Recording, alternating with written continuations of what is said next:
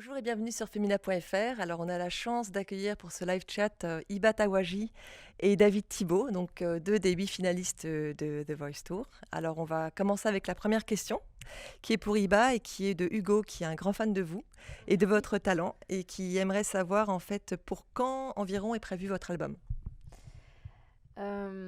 J'ai pas encore une date précise, mais et là ça avance un peu, ça prend un peu plus de temps que prévu parce qu'avec la tournée c'est un peu compliqué d'être vraiment concentré sur l'album, mais je vais dire dans les prochains mois, j'espère. D'accord, Ouais. d'accord. Et une question maintenant pour David de Marine. Alors, Oui, c'est à peu près, bonjour Marine. décidément, c'est sur les albums aussi. Ok. Elle aimerait savoir quand est-ce que l'album se prépare et elle dit PS, continue comme ça, tu es le meilleur. Voilà. Merci beaucoup. L'album, premièrement, l'album est prévu pour cet automne. Puis on est en pleine préparation pour l'album. J'enregistre. Puis il y a un premier single qui va sortir très très bientôt. Donc soyez attentifs. Alors, il y a une question pour vous deux. Alors, je vais commencer par Iba. Avec quel artiste aimeriez-vous faire un duo? Waouh, il y en a tellement. Euh, je sais pas, je vais choisir Justin Timberlake. Oui. Voilà, ouais. J'aime beaucoup ce qu'il fait. Je trouve qu'il a beaucoup de talent et j'aimerais bien collaborer avec lui. Si tu m'entends, Justin. Et David? Moi, comme plusieurs le savent, je pense, avec Johnny Hallyday, bien sûr. C'est sûr que bon, c'est gros, mais il n'y a rien d'impossible. Puis aussi avec Céline Dion, peut-être. Ouais. J'aimerais bien. Voilà. Il y a Dounia qui dit, il y a donc pour Iba, quel merveilleux parcours. Mais si tu devais nous faire part de ton moment le plus difficile ou encore de l'instant le plus mémorable de The Voice, lequel ce serait? Et quel conseil donnerais-tu aux jeunes talents venus tout droit de Lorient? Le moment le plus difficile. Euh, la première prestation, je trouve. Parce qu'on s'attend à rien. En fait. La prestation live? Ouais, Sur non, la sur première, sur le les Prime ou auditions sur à le... l'aveugle. Ah oui, d'accord. Ouais, parce que là, les fauteuils sont encore retournés, donc on s'attend à tout et à rien en même temps. On ne sait pas si ça va se retourner, si ça va continuer. Donc c'est vraiment, on se lance, on prend un risque et le résultat est inconnu, on ne sait pas. Mais après tout ça, on arrive un peu à gérer le stress, mais quand même, c'est beaucoup de... C'est une aventure, au fait, qui continue à travers toutes les étapes. À chaque fois, c'est encore plus de stress, mais en même temps, c'est avec la bonne humeur et beaucoup de plaisir. On s'amuse énormément. Mais je vais dire que la première Mhm. prestation, les auditions à l'aveugle, c'est Ah oui. celle qui est la plus Mais c'est stressante, vrai je qu'en trouve. plus, après chaque étape, rien n'est jamais acquis. En fait, c'est ça, il faut Oui, oui, toujours se rien n'est remettre jamais acquis. Oui, oui, en question. on se remet en question à chaque fois. Et par rapport aux conseils, donc, voilà, s'il y avait un conseil à donner aux jeunes qui aimeraient se lancer dans cette aventure, ce serait quoi?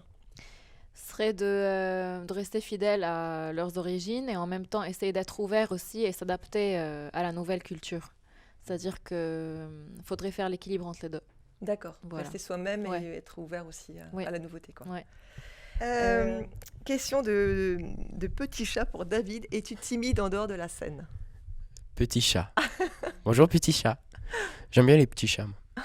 Bref, oui, je suis timide en dehors de la scène. Dans la vie de tous les jours, je suis quelqu'un de pas très introverti en fait.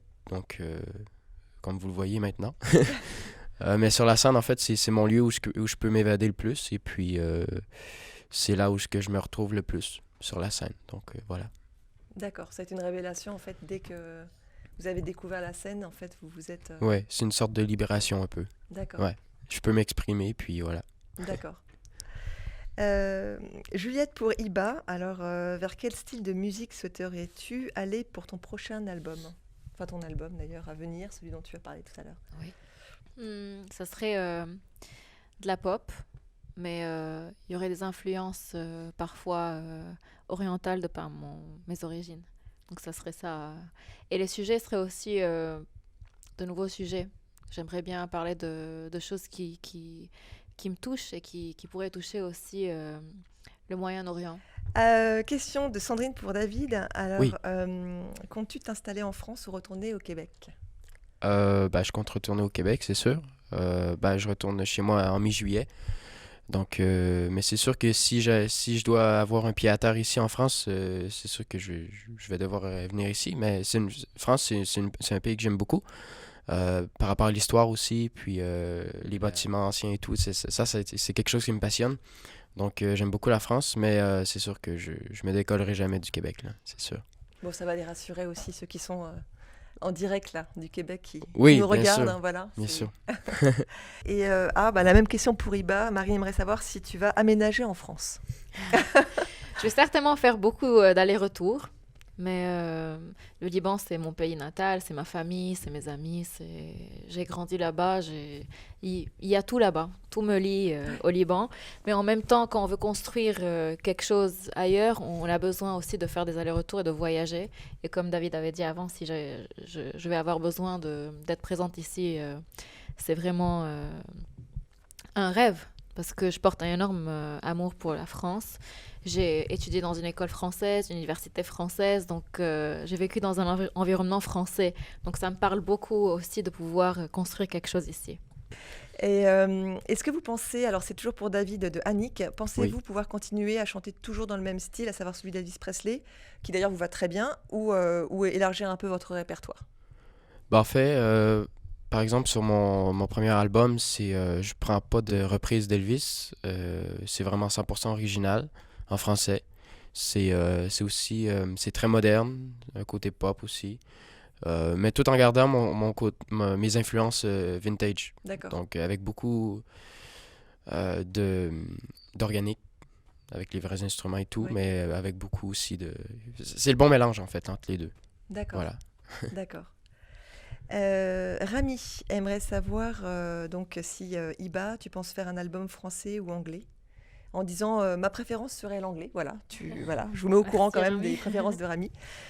Mais quelle serait la langue du coup de l'album, ou est-ce que ça peut être l'arabe? Enfin, je sais pas. Est-ce que Jusqu'à présent, je crois qu'il y aurait les trois langues. Il y aurait de l'arabe, du français et de l'anglais. Parce que c'est très naturel pour moi, en tant que Libanaise, de vraiment parler les trois langues. C'est-à-dire que on grandit, on apprend les trois langues, et dans une même phrase, on peut mélanger les trois langues. C'est un peu comme, Ouais. comme au Canada, on trouve le français, parfois l'anglais. C'est vraiment un mélange. Donc je trouve que j'aimerais bien chanter dans ces trois langues-là. D'accord. Et une question aussi sur Mika, donc de Sarah qui dit quel plus t'a apporté Mika durant l'expérience de Voice? Il m'a beaucoup appris. C'est un artiste qui est international, qui a beaucoup d'expérience.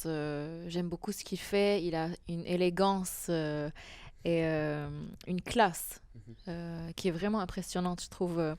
Il m'a appris à rester simple, euh, sans masque, et vraiment me livrer comme je suis, en gardant aussi ce côté classe et élégant qu'il aime bien retrouver chez nous, notamment chez David et moi.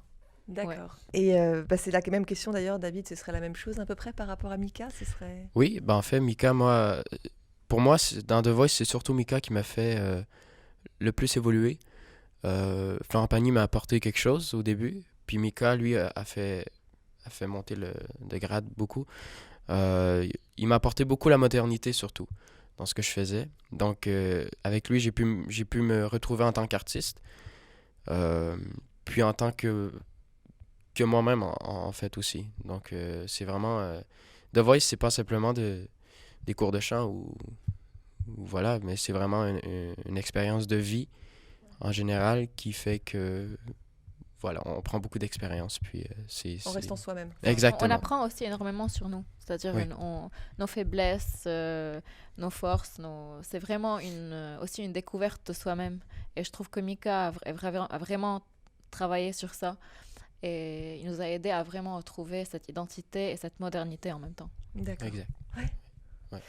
Et là, une question pour tous les deux. Alors, on va peut-être donner la parole à Iba par rapport à son plus beau souvenir de l'émission, en fait, de l'aventure The Voice pour l'instant. C'est ton plus beau souvenir. Mon plus beau souvenir, c'est la première fois que j'ai été repêchée par le public. Au fait, ouais, on dit repêchée par le public. Oui. Oui, donc c'est le premier Prime. Et c'est quand j'ai su que le public avait voté pour moi pour que je continue et que j'accède au deuxième live. C'est là que j'ai vraiment saisi le soutien et l'amour du public. Et c'était ça le nécessaire pour moi. C'était vraiment essayer de toucher le public et de vraiment essayer de créer cet échange et ce contact avec lui. Et je trouvais que le fait qu'il vote pour moi, c'était ça. Et surtout que vous aviez tout approuvé en France, même si Ouais. votre notoriété est immense, c'est vrai qu'en France, Ouais. c'était vraiment C'est- énorme. Oui, je suis venue en France pour pouvoir être reconnue par le public français et pouvoir essayer de créer une carrière en français. Et quand le public a voté pour moi, j'ai trouvé que c'était un une énorme belle cadeau. reconnaissance. Oui, une reconnaissance. Ouais. Et David? Ben moi, c'est la même chose aussi. Je dirais aussi que mon plus beau souvenir, c'est à l'audition à l'aveugle, quand Florent Pagny s'est retourné. Et aussi, pendant l'épreuve ultime, là où j'ai eu le plus peur, en fait, c'est que Florent m'avait pas choisi pour continuer, pour accéder au live, mais Mika m'a sauvé, donc c'est aussi mon plus beau souvenir. Ça, c'est un stress, j'imagine, Ouais. immense, quoi. C'est- Ouais. En même temps, j'étais là, puis quand Florent Pagny m'a laissé tomber, on pourrait dire, j'étais là, mais j'étais prêt à partir. Je me disais ça dans ma tête, bon, je suis prêt à partir, c'est pas grave. Reste fort. Puis là, boum, Mika s'est levé. Donc voilà, c'est un très beau souvenir. Ouais. Ouais, j'imagine que ça va Ouais. être... C'est donc super. avec la tournée The Voice, merci beaucoup d'être venu cet après-midi. Merci à vous. Et à Merci très Merci à beaucoup. toutes les questions. Merci. Merci.